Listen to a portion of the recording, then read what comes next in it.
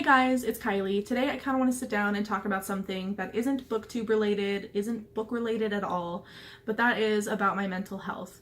Hi, if you're new here, my name is Kylie. I run a booktube channel, but you might find this because it isn't book related. So I hope you find me interesting enough to stick around, but let's just get right into the video. So I have had a battle with mental health. Granted, it's not as bad as some people's struggles, but it still impacts my life in a way that makes it hard for me to deal with things, if that makes sense. So let's go back to my youth. I'm still pretty young, but like high school, middle school, all of that. In middle school, my parents got divorced. I definitely feel like this is a starting point for a lot of people. Like, their parents get divorced and then they deal with mental health problems. But my parents got divorced and my dad moved out. And that I remember specifically hitting me very hard. I was a daddy's girl through and through, and I just missed him incredibly. And throughout middle school and high school, I always thought that I just struggled with depression and anxiety, and it hit me hard, and I was always just so sad and anxious, and it prevented me from making friends, going out, participating in things at school. And as I got older and got my first job, it made it very hard for me to work regularly and as efficiently as I wanted to. Probably should have said this first, but I'm not a mental health professional. These are just strictly my own experiences.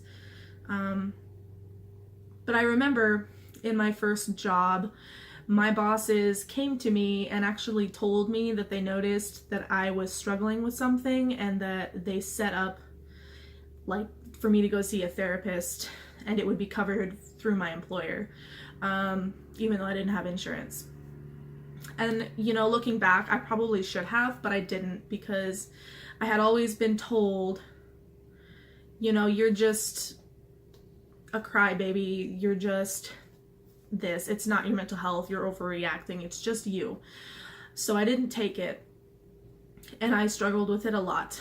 I remember every day I would just cry and cry. And then as I got older, I started to notice that it wasn't just depression. I would have weeks where I was just elevated and I felt great and everything was fine and all of that. But then I would fall and I would get anxious, and then I would get depressed. So it kind of went like that for a few years. So let's fast forward to this year. I got diagnosed not with depression, but with bipolar, and that was causing my depression. Like, I was in like the low part of the bipolar for most of the time. So for a long time, I thought it was just depression. I don't know why I'm even making this video, to be honest with you, because I have no idea what I'm talking about. I haven't taken my mental health very seriously until this last year in 2018. It's 2019 now, but I really haven't taken it that seriously.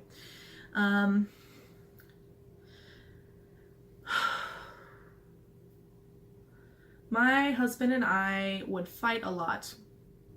I am married. I have a 3-year-old son, but we would fight a lot, and I realized a lot of it, even though some of it was from him and the way that he was behaving, a lot of it was my mental health reacting negatively, or in the way that it was like my judgment was clouded, so I reacted badly. I hope that makes sense. But it was pretty difficult for me to have conversations and react appropriately and think clearly on what I wanted to say, because I was either depressed or really manic. And I remember specifically I got into a really bad manic phase for about 2 months, and I wasn't sleeping. I swear, you guys, I ended up sleeping like 2 hours a night for like 2 months, and it was bad. I picked up smoking again, which I am currently working on quitting, but I didn't know what to do with myself. I think my sleep got so bad that I ended up developing some psychosis. If you don't know what psychosis is, it's kind of like,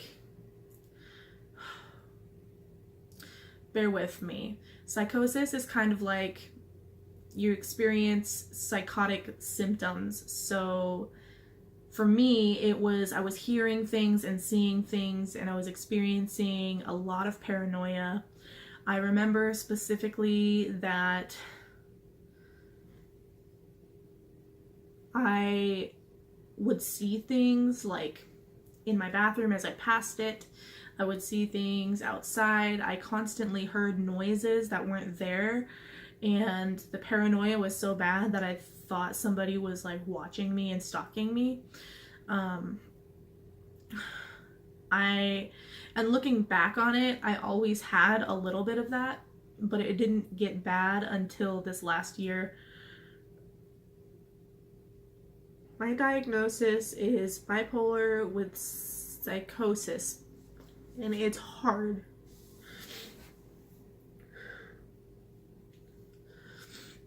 And I'm still figuring it out. But what sparked this video was, hold on. What sparked the idea for this video is I've been dealing with anxiety a lot lately, and I'm thinking that my anxiety is separate from my bipolar. And because fortunately I was able to see a psychiatrist, and I'm on medication that works. I didn't ever think that I would need to be on an antipsychotic, but I am. And it helps me a lot. But I've been dealing with a lot of anxiety lately, and it's holding me back. And I think people who have anxiety can understand that. They can sympathize with the fact that it's hard to get out and talk to people without breaking down or shaking or having a panic attack.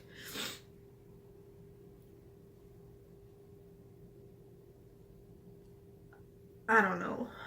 I just want to put this out there, and hopefully somebody sees it and can sympathize and know that they're not alone. But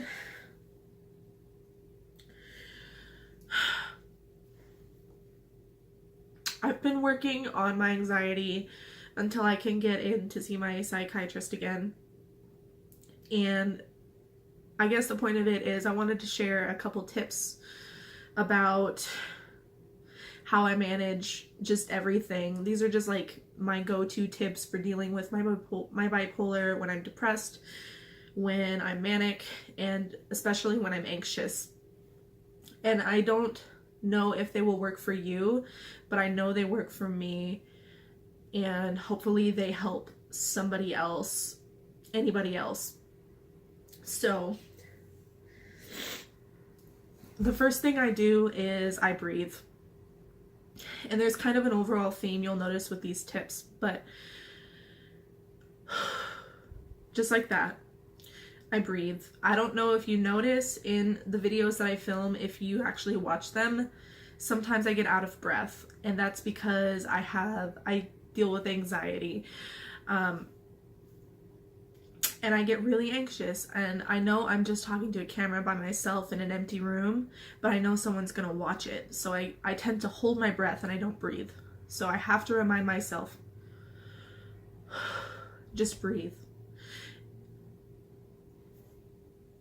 So if you're anxious, I would try to, I know it's not the easiest thing in the world, I really do, but just remind yourself to breathe. Just take a second and just stop, close your eyes and breathe, because you have to breathe.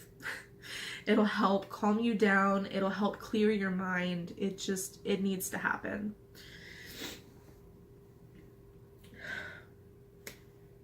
And then I have one more thing that I want to share.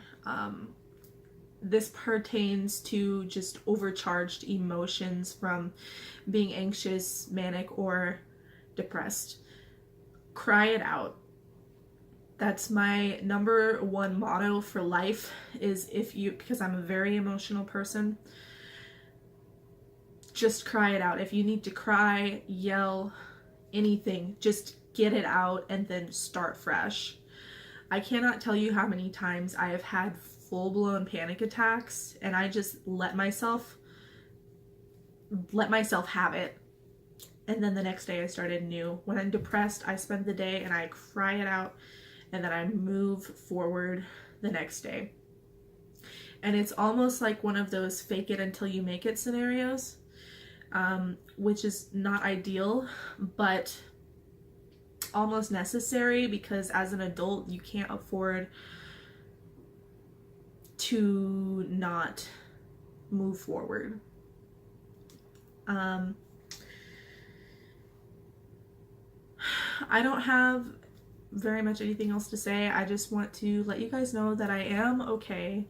And I am going to continue to work on my mental health and be the best person that I can be. I'm going to keep implementing these two little bits of information I shared with you. I hope this was helpful. Go ahead, you can comment whenever you want to. Just please be respectful. And I will catch you later. Bye.